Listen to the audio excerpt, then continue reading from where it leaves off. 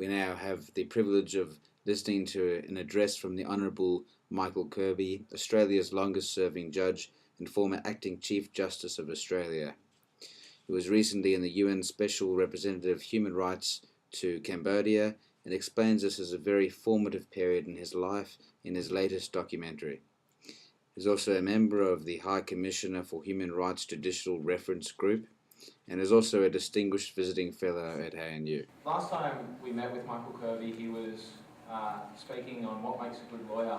We also had some indigenous elders from Dulmji meet with him, and he was very committed to the cause. He spoke with Nana Wajulabina, who's been very active in Canberra, and Uncle Steve McNamee from Dulmji and their children.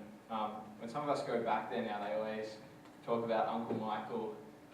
So he's very much been committed to the cause, and he's I think, a figure more increasingly for Indigenous people as well as non-Indigenous people because of his commitment both within the law and outside the law. This is just a short video to explain some recent cases and trends. So thank you so much to Sam Wall, who's going to hit play. I'm Michael Kirby, and I'm going to say a few words about the relationship between Indigenous people and the general law in Australia. Unfortunately, it's a sad story, but every country has its sad stories. And our duty as lawyers and as citizens of the world is to ensure that the story has a happy ending. When the British settlements were established in Australia, much good was done, and a great infrastructure was established, including the very important independent judiciary, judges who were not corrupted, who would make decisions, and who would not be influenced by the power and force of money or of influence, but would decide the cases on the basis of the law and on the basis of their conscience. Originally, Australia had quite a racist attitude. It was seen in our so-called White Australia policy, which existed in my country when I was a young boy up to 1966. That was eventually abandoned by the Parliament of Australia. But one great injustice remained for the Indigenous people. Their rights were not really respected. Their rights were not respected in the Constitution of Australia, and they were not respected in respect of the land title of Aboriginal people. And the claim of the Aboriginal people to their own native title was not upheld by the law. Then in 1992, the High Court of Australia, the highest constitutional and legal court of the country, upheld a claim by an Aboriginal Australian, Mabo, his name was, to his native title in respect of his land in one of the islands in the north of Queensland. That was a revolution in legal terms, and it was a good step, and it has led on to the recognition of Aboriginal land throughout the country. So Eddie Mabo is a very famous person in Australia, and his case is a case that created a great legal change, made by independent judges who were not under the power or influence of government, simply doing what they considered to be the right decision in law for this minority of the Australian people. However, the downside is not over. Back in 2007, just before a federal election, an intervention, so-called, took place in the Northern Territory of Australia.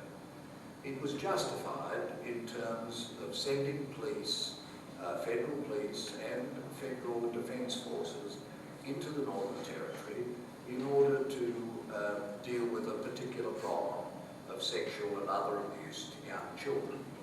That problem had been revealed in an independent report which had been presented to the government of the Northern Territory of Australia and called for action, so that there was a need for action.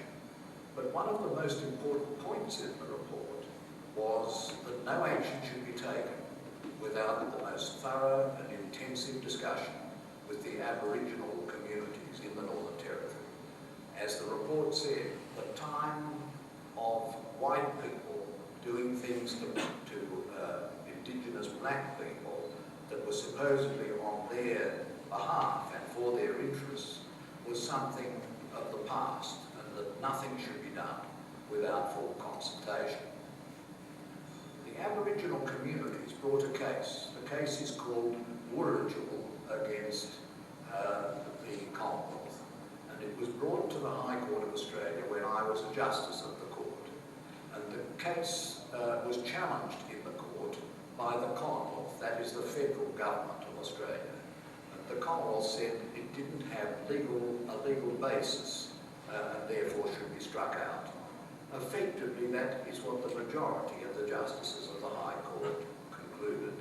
They did so independently. They made that decision.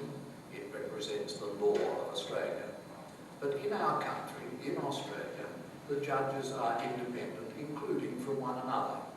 And each judge must state his or her independent opinion. We have the right of judicial dissent.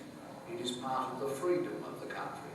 And so I wrote a separate opinion in which I expressed a dissenting view, and I held that the case should be given a day in court, and that given all the background of our relationships with the Aboriginal people in Australia, they at least deserve to have their day in court, to have their arguments fully heard. That has not yet happened. The intervention is being wound down, but it still exists. It is part of an ongoing story. The story has had ups and downs. I hope that in the end it will be a story that will be one of which all Australians can be proud. Indigenous and settlers, people living together in a land which has greatly changed and generally changed for the better. I send my greetings to you. I tell you this story frankly. Every country has its good and its bad stories. Every country has things of which you can be proud and things, sad things, of which you can be ashamed. But we get to truth by sharing these stories, by understanding that the journey of humanity is one that requires two great virtues, knowledge and virtue, sapienta and virtus, the wonderful motto of the University of Hong Kong. I think it's a good motto for us all.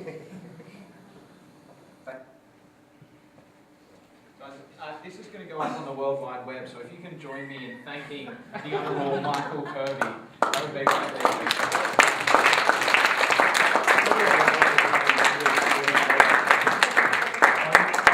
On day 2 of dialoguing, I think that's a particularly powerful message to end on, approaching issues with truth, with veracity, and understanding that there's passages of our history that we might not be so proud. But as Gina encouraged us today, there's also, as well as John, there's a lot of room for opportunity and growth, and hopefully we'll take a lot away from today and build on this. I know ACYD is looking forward to working with Gina and her organisation. So if we can give one more final round of applause to all today's speakers.